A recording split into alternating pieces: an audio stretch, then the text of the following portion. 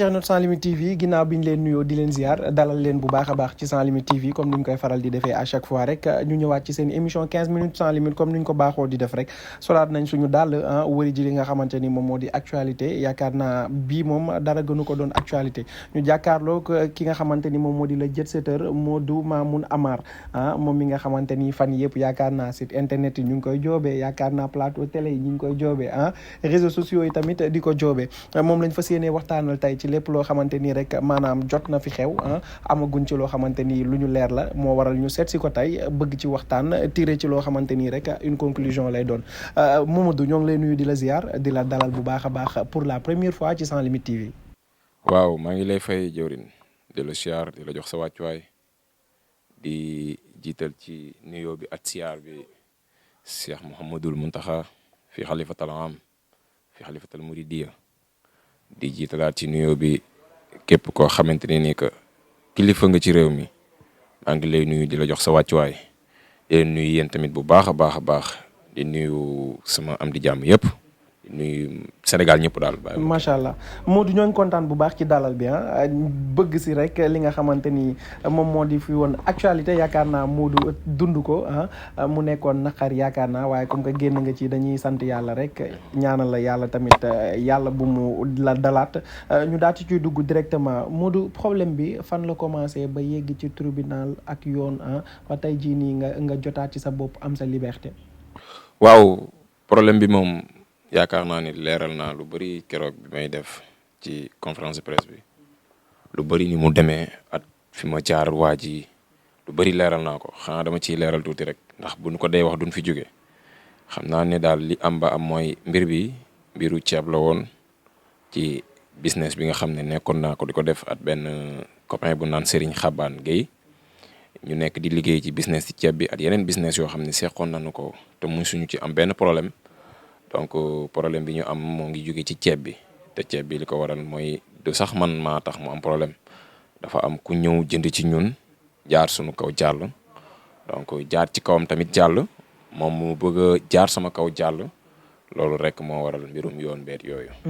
Modou ana ban jàngat nga tiiree ci mbir mi nga nekk xale tracé sa yoon di dem ñu commencé laa dégg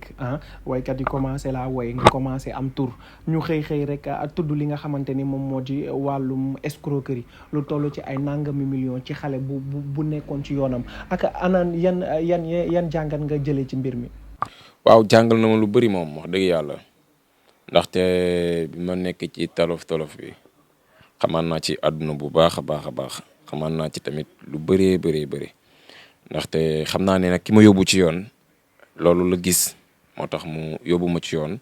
teg ma nattu bi waaye nattu bi dama ciy sant yàlla ndax xam naa yàlla moo sabab ne dama war a am nattu te ci kooku la koy jaarale maa ngi ciy sant yàlla bu baax loolu donc loolu rek la nekk ci yoon di liggéey comme ni nga ko waxee nekk xale bu ndaw teel a am jom nag wax dëgg yàlla. ndax man ba may nekk xale di nekk lu ndaw la ma coow toppoon ci daara ja ma nekkoon chaque jour jàppal délégué am délégué jàppal délégué am délégué ba tey donc ma amoon jom tamit lool di ñafeel sama bopp musuma xaar papa nekk ci daara ji di yelwaan di def lu bëri mënuma ko sax expliquer quoi dawal naa sax sareetu mbaam daan rooti ndox di jaay donc ba yàlla dogal ma ñëw soow di ñafeel sama bopp di dundal sama bopp ba am li nga xam ne xawoon na doy waar di ci dimbali néew gi doole yi di ci dimbali ñu bëri ndax man lu ma am moom man kese mënu ma ko lekk ma doomu aadama yi ñoo koy bokk donc waa ji tamit bi may xam ci loolu la ma xamee ci def lu baax la ma xamee ci internet bi la ma xamee gis li may def mu ñëw pour xamante at man toog at man waxtaan at man pour business at man ñu ànd business ci loolu lañ xamante woon donc ba li am tey quoi waaw. macha allah Modou ana tey lan nga jàngat ci biir kaso bi maanaam ba nga fa nekkee yàgg nga fa yàggoo fa mais bu dee lu baax yaakaar naa jàng nga ko fa bu dee leneen ak leneen tamit aussi jàng nga ko fa. jàng naa fa mbaax ak jaamu yàlla kaso moom dafa am ñaari façon boo bëggee baax da nga fay baaxee boo bëggee bon da nga fay bonee ñaar yooyu dafa am ci kaw na nga bëgg a baax da ngay baax far foos ndax ñu baax nga fa ci kaw nga bëgg a bon da ngay bon ndax ñu bon nga fa man nag sëriñ bi dama nattu ci bi ma ci duggee dama tombet ñu baax nekkat ñu baax ba baax fekk ma fa te jaamu yàlla tamit fekk ma fa ndax man jaamu yàlla ba ma fa doon def moom ba tey sax ma koy continuer gën di def falaa ko gën a jàngee falaa gën a toppee suñu borom ci jaamu yàlla ci biir nattu bi waaw ci laa xamee dëgg-dëgg suñu borom. tey nekk ba nga fa nekkoon bi nga génnee amoon problème ci société bi maanaam tey sa diggante ak yeneen nit yi sa diggante ak ñi nga daan jëflanteel maanaam tey délégué Amar ni mu meloon est-ce que tey dugg boobu nga fa dugg wàññiwu ci lu bari. déedéet man daa mel ne man bi maa dugg kaso génn nit ñi gën ma sopp sama am di jàmm yi xam nga nit ki moom man xam naa ne boo nekkee kaso di nga xam ñi nga bëgg ak ñi la bañ te xam naa ko waaye suñu borom damaa natoo ne man ku ma gis rek daf may bëgg te yàlla tax man mosuma gis koo xam ne ma ngi may waxal lu ñaaw wala ma ngi may waxal lu bon dama toog wala man dégg ko sama ay xarit di ko dégg mënul ñàkk nag am na ñu koy def am na ñuy wax ci man lu bon am na ñuy wax ci man lu baax waaye suñu borom moo ma natoo loolu am ñoo xam ne dañ may gis bëgg ma te yàlla tax loolu suñu borom daf ma ci dimbali ba ñu ma gis rek dañ may bëgg te yàlla tax waaw wax dëgg yàlla. Modou tey boo nekkoon ci nga nekk ci benn business maanaam xaalis tënku ko ñu lay seen ci soirée Wally mu lay woy nga koy baatre ñu xëy gis que ni Modou dafa am ku mu escroquer ay millions yu bari ah. mu ne abus de confiance. abus de confiance ak leneen Modou tey loolu est-ce que du xaw a doy waar ci dégg-dégg tuuti. man waa ji keroog wax nañ ma ko nee naa leen man 2012 ba léegi maa ngi topp Wally di ko may te waa ji maa ngi ko xam ci fin 2017 ci laa ko xam fin 2016 boobu laa ko xam ba 2017 parce que bi ma koy xam si ay décembre 2016 laa ko xam parce que daanaka at moom jeexoon na bi ma ko xamee ci 2017 bi teewut la ma daan def ci soirée Wally dama ko daan continuer di def te jógewul ci moom jógewul ci sunu business parce que man suñu borom dama dimbali bokkuma ci famille bu ñàkk loolu suñu borom dimbali na ma ci bokkuma ci famille bu ñàkk famille bi ma bokk wax dëgg yàlla ñëpp riche ñun suñu famille Serigne Touba dimbali nañu ñëpp riche donc suñu famille am na 3 milliardaires yoo xam ne ñu ngi suñu famille kon nekkuma ci famille bu ñàkk te it yàlla dafa dogal ne moom bi ñu xamante daf ma xam ci loolu te loolu sax moo gën a tax mu xam ma te loolu moo taxoon mu bëgg a duggante at man liggéey at man looloo waral mu duggante at man donc li ma jàpp taxul tey wax nañ ne sax xaalis bi ma doon may waaleet xaalis bi ma doon may gars yi ci xaalis boobu la wala damaa sàcc xaalis doon ko may gars yi déedéet man li ma wax keroog rek artiste bu ma may xaalis néegu doole ba ma dimbali ku ma yëkkati sama xaalis may la ko da nga sant yàlla ndax xam ne xaalis bu ma ñàkk la moom ko mu lew domm ma jox la ko Wally man rus naa koo may xaalis bu lewut wallahi rus naa koo may lu lewut lépp lu ma ko jox Wally sax sama diggante moom du affaire da may wala dara diggante mag la at rek ma wax sañ ko jox moom mu sañ ma jox loolu moo ko waral xam nga tey nga nekk ci mbooloo yow tey ku mel ne Wally wala ku mënti doon jël sa tur di la way yow di ko génne jox bu dee gor nga bu dee tamit sa deret dina yëngu. am déet. coow li ñu tudd ko ci ab oto boo xamante ni da nga ko jaayoon ñu ni mu jox la lu toll 5 millions 5 yi versé woo ko wax ji dugg na fii génn na fii moom tamit soobu ci biir wax ji ñu boole ko ci ki nga xamante ni moom moo di Wally Ballago Seck ana lan ngay leeral internet yi ci loolu. waaw gis naa gars yi bind ko daa yéen bindoon ngeen ko sax de. daa mel ni bindoon nañ ko. ñëpp ko bind kay bul ni daa mel ni bindoon gis naa gars yi bind ko de. gis nga gars yi bind ko waaye kay daa weex dunq rek. daa weex dunq waaye yoonam newu ci. lu mu ci yoonam nekkee affaire bi ceeb la ñu wax oto ceeb la di. mais tudd nañ cité nañ ci ay oto. Wally waaw non oto yi. comme li nga wax noonu ne xaw ma lan 5 millions nangam joxe woo 1 million bi loolu nga wax léegi man li ma jaaxal mooy nit ki moom nee na dama ko jox 5 millions desel ko 1 million 2018 ba léegi ñun nekk liggéey 2018 liggéey 2019 liggéey 2020 ba 2021 ma yorel la ci 1 million laajoo ma ko bañ am problème nga laaj ma ko loolu mën naa nekk loolu moo ma jaaxal de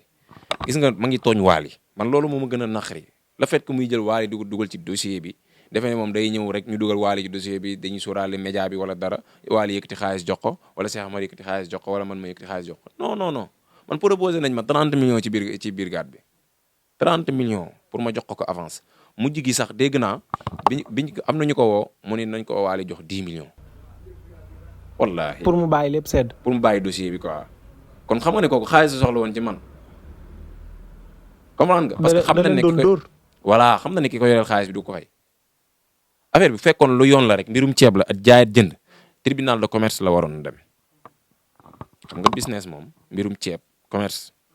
tribunal dafa am tribunal boppam te tribunal ba soo fa demee duñ la tëj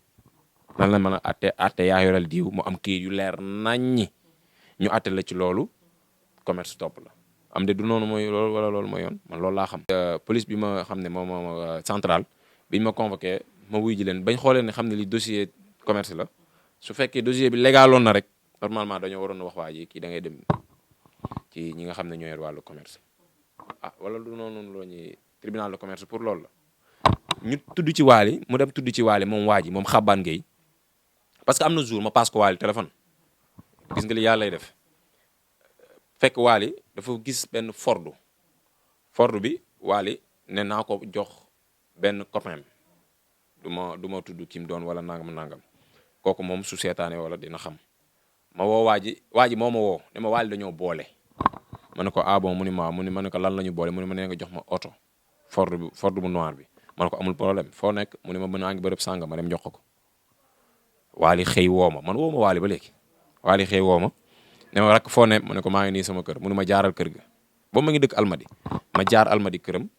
fi may duggee yéegee mu wàcc moom ba wàccee jàpp sama loxo ñu yëg ci otoom di dem ba côté virage waali génne xaalis 4 millions joxaat ma ñaari chèque yoo xam ne ci lendemain bi sax la ma ko jox ndax bi ñu xëyaatee la ma woo ne ma foo nekk nii ma ne ko maa ngi kër ga mu ni man nañ daje ci parking bi ñu daje ci parking bi fii nii NBG mu daal di yëkkati ñaari chèque 1 million jox ma ko te banque yi bokkul ma dem ci banque bi retiré ñu fay ma dem ci banque bi retiré ñu fay ma loolu du 6 millions boo ko boolee ma woo Xabaan ne ko waali fay na ma xaalis bi parce que moom dèjà rek bi ma ko waxee jox naa waale oto bi rek diggante boobu rek daf ma fi doon kar mais demal sa waay jox la demal sa waay ma ne ko sëñ bi démb la sa waay jël oto bi tey suba defal naa ko dina ma ko jox comprendre nga mu ne ma kon baax na gérer rek yow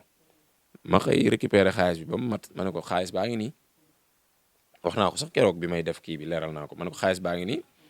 mu ne ma envoyé ma 5 millions yi billaahi ma yëkkati 5 millions yi yónnee ko ville laa demoon ci ñiy def affaire transfert xaalis ci pour dem ci yeneen pays moo xam Inde moo xam Dubaï moo xam fu ma ne doon ma envoyé ko 5 millions yi mu des 1 million te moom dèjà daf ni ma woon bu ma jaay oto am naa 500000 ba léegi laalu ma musuma jaay otoom lekk ci benn dërëm wallahi ma jaay oto bi ma demee ba foofu envoyé ko mu des 1 million 1 million bi ma yëkkati 900000 fayal ko bureau mu ne ma fayal ma bureau maa ngi reçu yëpp reçu bi ma fayee woon banque boobu yëpp yàlla daa dogal ne dama ko dencoon muy BICIS ma versé 900000 plus 200 francs ma versé xaalis mi jox ma sama reçu mu des fa 100000 francs ba léegi sama 200 francs dem na ci versement ba xam nga li ma la wax léegi mu des 100000 francs 100000 francs mu ni ma fay ma ne ko gardien bi day weer bi dee na doo ko fay mu ne ma jox ko 70000 lu fa des du 30000 yi ma ne ko léegi 30000 moo fi des ci xaalis bi man damay gaaw rek woote ne ko. waaw kon dossier bi liñ ci liir yëpp amu ci mooy maanaam xaalisu location beeg place beeg yooyu noonu yëpp. yëpp ay fen la ay colomotif la rek parce que colomotif yi ñu bëggoon mooy fexe maa gaare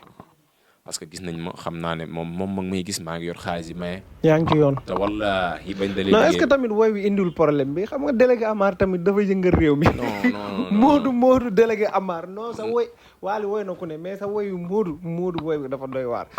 dañ laa woy ba pare te attanoo woy wi. waali dafa maa bëgg rek te dama ko. non mais xam nga woy bi ci xol la jóge. waaw moo tax képp ku koy déglu. ci xol lay delluwaat. xam na ne ki muy woy dafa nekk ci xolam. dëgg la. waali xam na ne man dama ko bëgg. tey ma ko dara man miy wax ak yow jàkkaarloo yow xaw ma loon waaye woy wi moo tax ma xam la. te xam naa ni bëri naa ci ay morom. yoo xamante ni woy wi moo tax ñu xam la. dëgg la donc kon mu nekk loo xamante ni yaakaar naa ci xolam. moom woy bi da koo jiitu sax moom ba ma waali di woy moom moo jiitu ma xamante bi man moom bi moom dafa toog na sax moom benn jour mu ni lan mu ni ma yow damay gis yaa ngi may rek sama waa ji ma ne ko da ma cee fekk man noonu laa mel ma ne ko yow ndax yow maye bi da nga am loola ci jaaxal wala dara. dama noonu. mais est-ce que tamit ñu bëri ñi nga xam ne dañuy bëgg di def business dañuy bëgg seen genre bi ñi nga xam ne dañuy côtoyer ay artistes. wala ay célébrité dañuy am connaissance pour ñu leen di dimbali seen i kii moom moo taxoon mu jaarale business bi ci yow. loolu la bëggoon parce que bi ma ko taxawalee ba ubbil ko entreprise yëpp mu taxaw benn bis daf ni woon dafa bëgg waale jàllale entreprise bi ci grand théâtre bi nga xam ne war na ko def ma ne ko loolu man du ma ko wax waale da nga bëgg mu jàllaleel publicité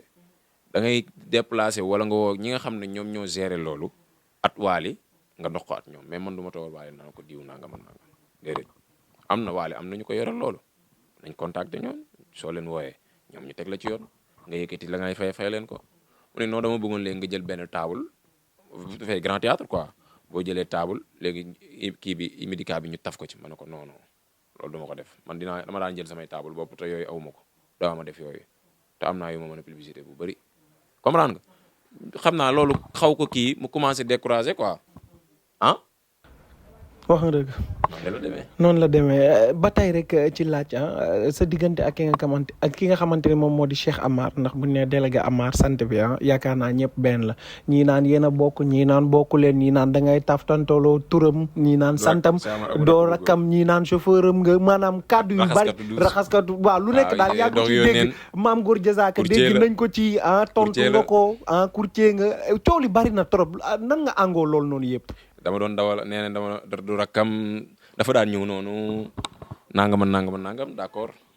xam nga man jàpp naan ne amatuma temps bu may waxee ne que ay rakku waa Cheikh Amar la wala du ma rakkam lu may yokk wala lu may wàññi yow di nga nekk fële naan rakku Cheikh Amar la wala doo rakkam lu mu lay yokk wala lu mu lay wàññi ña ngi koy wax dañ lay jox nga lekk wala nga jox la nga naan amul sens maam Góor wax naa ci moom waxati ci moom. te am na yoo xam ne bëgguma ko wax ci moom nit ñi di ko bàyyi ma koy sànq sutura ci côté boobu am na yoo xam ne bëggumatuma ko wax ci moom benn bi man duma rakku Cheikh Amar rakkam laat yooyu noonu Cheikh Amar da ngeen koy laaj ba xam moom lan la ñu bokk Cheikh Amar tey bu naawee ma naaw buñ ko tamee dëmm tam ma dëmm tey bu deewee yàlla na yeex ay at man ma dee billaahi ñooy bokk fu mu tëdd ci njaareem sama papa bi mu génne àdduna foofu lañ ko denc ñun Njurbel dañ fa am place armeeru Sëñ Tuubaa yi nekk njaareem dañ fa am place ñun famille Mama Ndaagu bi yëpp foofu lañ ñuy denc te Mama Ndaagu mooy sunu maam bi àndoon Sëñ Tuubaa sama papa fa lañ ko denc papay Cheikh Amar nga fa tëdd taawu Cheikh Amar Sëñ Saaliw ma nga fa tëdd maam Serigne Daaro nga fa tëdd maam Cheikh Amar turandoo Cheikh Amar ma nga fa tëdd man mii bu ma deeyee fa laay tëdd Cheikh Amar bu deeyee fa laay tëdd ñeneen ñi sant Amar te nekk fii ñëpp jege Cheikh Amar rek ku mën di doon suñu dee fa lañu tëdd waa kooku mbokk la wala du mbokk njaarim nga bàyyam dëkk sama bàyyi dëkk fa ma juddoo fa mu juddoo fa yaakaar naa ne bu ku génnoon Ndakaaru de fa la jëm xam nga Cheikh Amar ndar gi li ko waral mooy yaayam moo dëkk ndar yaayam ndar la woon papa Abdou mi papaam bokk sama papa moom moo nekkoon ndar comprendre nga looloo waral ñu bëri jàpp ne ndar la dëkk wala leneen waaye Cheikh Amar ay waajuram yëpp ndar la ñu ne sama bàjjen yi nga xam ne ñoo bokkat sama papa nday at baay bokkat papaam nday at baay ñu ngi njaareem kër papa Cheikh Amar foo ko laajte lu ñu wax njaareem kon leer na naa ñu foofu mbokk gi benn la. amul sens quoi ay du rakkamaat. dëgg la rakku Cheikh Amar laat. délégué Amaraat du rakku Cheikh amul sens quoi. ñu daal koy jeexalee ba tey rek ci Cheikh Amar gis nañ révélation yi nga xam ne DJ Boubs du ma ne révélation sax ab jàngat la bu DJ Boubs su defoon toog daal di koy wax ñëpp daal ci am jàngat bu am solo mu mel ni rek li daloon Petit Mbaye dal na ki nga xamante ni tamit moom moo di Cheikh Amar maanaam tollu digg jamono boo xamante ni mbër yi la daan tudd daaw ñu la tudd waykat yi la daan tudd daaw ñu la tudd animateur ya la daan teg daaw ñu la teg ña la daan woo daaw ñu la woo. yow xanaa ngaa seetaan sama kii bi. non seetaanuma dara de. mais bala maa wax foofu dama bëggoon waxaat ci affaire xabaan mooy dañoo am dafa am koo xam ne dafa ko yoreel xaalis moom xabaan Gueye elle s'appelle Modou Gueye 26 millions la ko ameel te loolu ma ngi bëgg a def 2 ans te man maa taxoon mu ameel ko damay ñaan xabaan moom ci boppam mu jógee États-Unis ñëw ñu lijjanti dossier boobu mu fay kooku xaalisam man sama problème sax sama at xabaan intéressé wu ma li ma xam nga lu ma ñor mu fay kee xaalisam comprendre nga parce que kee père de famille la dafa yor ay njaboot yor lu nekk yaakaaroon ne bu génnee xaalisam parce que sa waay dafa ni ko woon boo ma joxee nangam ma indi la ay thermoflash xam nga temps yooyu thermoflash mu ngi lëmbe dëkk bi temps yooyu gel bi mu ngi lëmbe dëkk bi ak masque yi mu jël xaalisam lu toll te tailleur la yor ak njabootam dajale ba am 26 millions keroog man maa jëli xaalis boobu bindi décharge ci yëpp décharge yaa ngi fii naa la ko envoyé ngeen xool ko mu génne xaalis bu toll 26 millions jox ko Xabaan Gueye moomu ba léegi Xabaan Gueye jox ko xaalisam ba léegi nii joxu ko xaalisam keroog maa ko wax na ngay def plainte dem ci yoon mais ngir yàlla yonent bi moom looloo taxoon bu ma denc ci kaso bi pour fàtte bor yooyu mu amee. at ñeneen ak kon moom ci lim la porte plainte yëpp ma nga ak boru jàmbur. moom ma ngeet 26 millions jàmbur. wallaahi boo bëggee ma waa ji def ko mais libre. wax nga dégg. rawal boo bëggee ma woo ko. rawal def mais libre mu wax nga dégg. rawal. billaahi 26 millions loo ko ameel ma war a bàyyi sax ma woo ko. non garaawul jaru ko. jaru ko mu leer. non leer na leer. yoreel tamit PA assurance. xam nga ko bi nekk VDN. yoreel leen lan 1 million 100 et quelques mille. parce que 2 millions et quelques la woon. ma yëkkati sama xaalis fayoon pour ñu defal ñu assurance fi ceeb bi nekk pour problème amee wala dara yow mënoo fay loolu 1 million et quelques yooyu. yoreel benn quincaillerie bi nekk Mermoz. moo dendat quincaillerie kii bi la. Le Grand non non pas le Grand Mermoz la nekk wetu ko tëli ki Cheikh Béthio bi avant ngay àgg ci 50 Cap d'Azur avant ngay àgg foofu moo féete sa gauche. nga yoreel ko prix de 1 million 900. lépp ma ko doon dox léegi bor yooyu yëpp nga bañ ko fay nga ni da nga may dugal ci kaso bi parce que bor bi ñu waaji yoreel te man maa xam waaji nga bëgg a jaar pour man boo ma jàppee ma fay loolu nga jël xaalis boobu dem fay ci ñooñu parce que am na tamit at problème at indien yi parce que ma ngeen 100 millions indien yi wallaahi ma ngeen 100 millions indien yi parce que dafa indien yi dañ ko joxoon benn 5 conteneurs mu yóbbu ko Gambie bi mu demee Gambien bi dóor ko jox ko chèque boo xam ne anglais la chèque bu anglais lu mu wut Sénégal di ko fi déposé chèque bu ñu bind anglais dañ koy déposé fi Sénégal mu ñëw banque bi rejeté chèque bi ne ko chèque bi mënuñu ko kii parce que chèque bi mooy loolu. waa ji dóor ko 31 millions mu ameel indien yi benn 11 millions et quelques 40 tonnes boo xam ne da koo sàccoon jaay ko. comprendre nga parce que daf maa woon ne ma chargé ma benn 40 tonnes nga yóbbu ko ci kii mu jox la naa fekk am na ko moo wax ko ma chargé 40 tonnes bi dem yóbbu ko. waa ji jox ma xaalis ma yónnee ko ndeke daa sàccoon xaalis ceeb bi indien yooyu yëguñu loolu muy bor yu bëri yoo xam ne ma ngi koy topp fii ci réew mi comprendre nga di am na koo xam ne tey jii barki démb laa ko xam yaakaar naa yàggul moom xaritam la woon États-Unis ñoo nekkoon noonu ay xarit yëpp yaayam di xaritu yaayam ndekete sa waay dafa dóor kooku xaalis bu weex tàll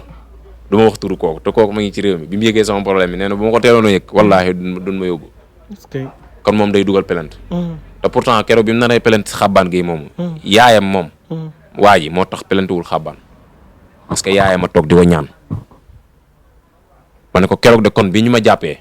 ba ko sama yaay di ñaan te bu ma ko yëgoon sama yaay du ko ñaan waroon naa xalaat loolu te pourtant kooku ñoo fowandoo ca États-Unis yëpp moom bu déggee li dina xam ki may wax bu baax na teg tànkam Sénégal na ñëw ñu lijjanti kii gëj na Sénégal ñëwagu fi ba léegi ñëw te taawu toog 2 mois yam ñëwul Sénégal man def naa 6 mois ci kaso bi ñëwul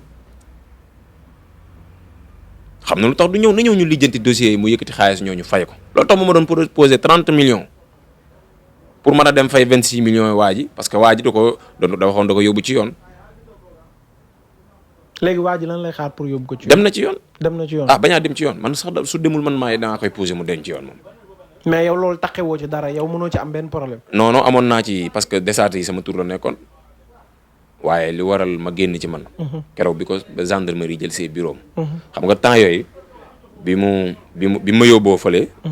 dañoo waroon def confrontation comme jàkkaarloo waxtaan. muy wax may wax gars yi di dégg.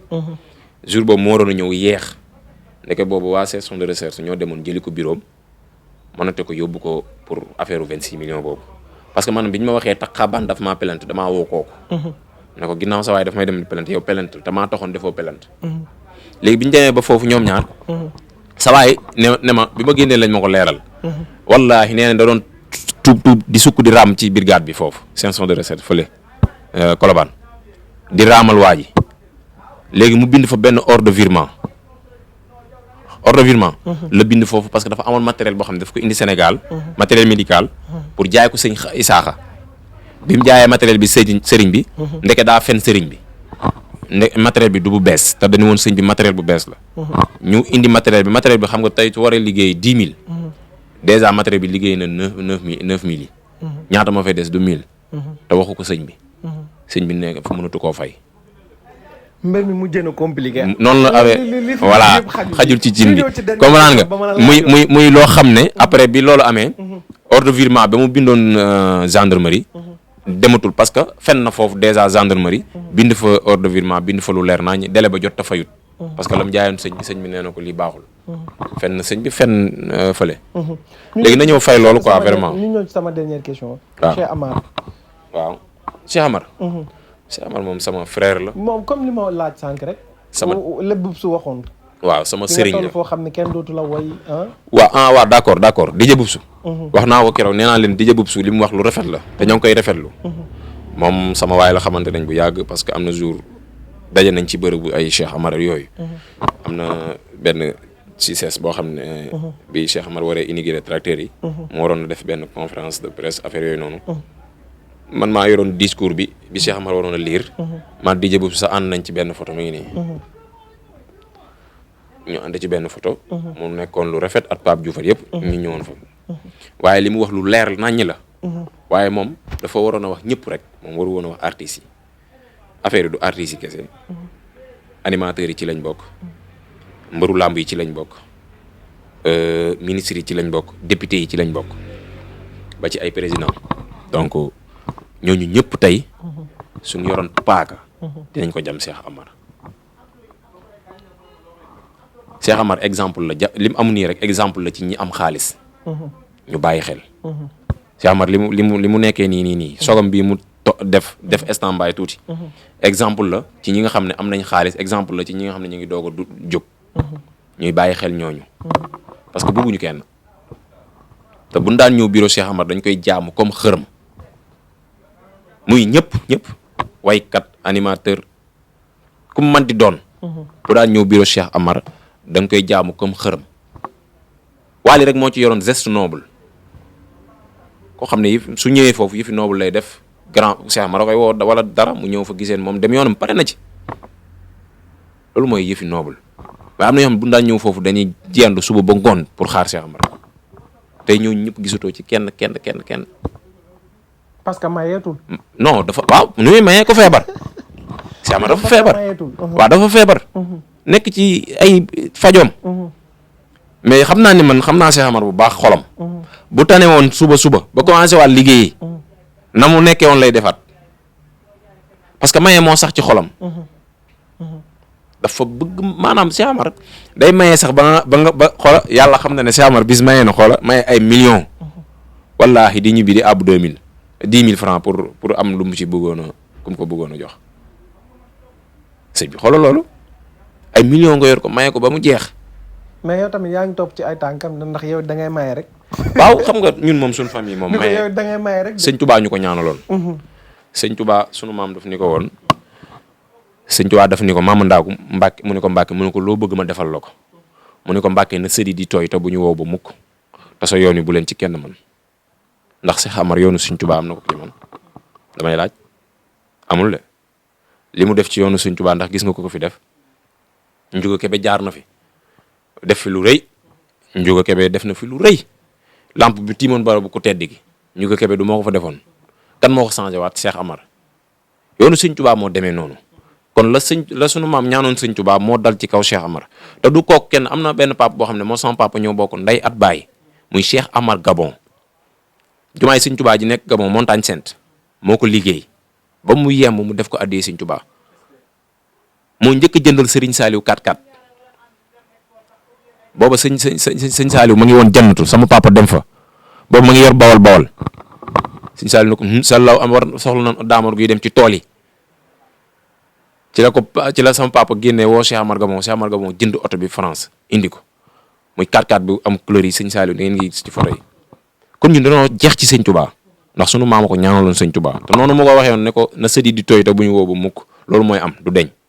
te man la Cheikh Amar def jumaay Touba ñaan naa yàlla te ñaan naa ko sëriñ bi dinaa def lu ko ëpp ci yoonu lislaam te dinaa ko def Touba. incha allah waaw ñoo ngi lay jaajëfal bu baax li fi duuf yëpp xajul comme nuñ koy xajul ci kii waxtaan bi wi yanj na te yaakaar naa leer na naññ li nga xamante ni lëndëmoon na ci bopp sénégalais yi dina gën a leer. délégué Amar jox na leen exclusivité bi ci Sans Limites TV. lépp loo xamante nii rek ñoo ngi ko doon bind te am naak amul ak moom indi na ci ay leeral. di la jaajëfal bu baax a baax. di la bàyyi nga tàggoog ñi la doon seetaan. waaw maa ngi leen di wax tamit ne leen maa ngi gis ay rumeur yu daw temps yi Bercy Saloum Bercy xaw ma fan gis nga gars yi dañu bàyyi di tudd Wally di tudd keneen loolu bokkaale gënu koo rëy Wally de su ko tudd di tudd keneen loolu bokkaale la di nañu liggéey xool lu avancé loo seen business wala xool lu avancé loo seen leneen ci lu jëmul ci bokkaale nga dem sa yoon tudd Wally nag di tudd beneen artiste moom bokkaale la loolu nañ ko bàyyi xel. waaw bokkaale ci showbiz waaw bokkaale ci showbiz xam nga di ko jaajëfal moom bu baax di ko wax na nag moom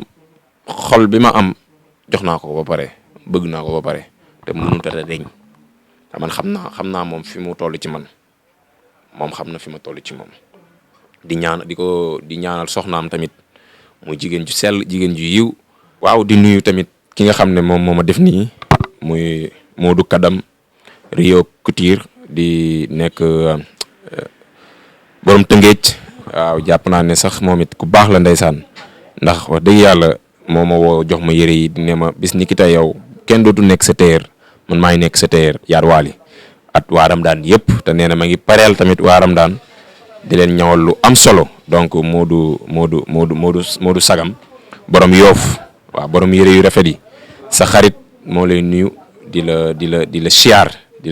la wax ne nag yére bi yaa ñu na nag Modou vraiment yére bi rafet na te kontaan naa ci bu baax a baax incha allah dinañ ñëwaat nga def yeneen yu ko gën a garaaw Modou béggee nañ la jaajëf borom Yoff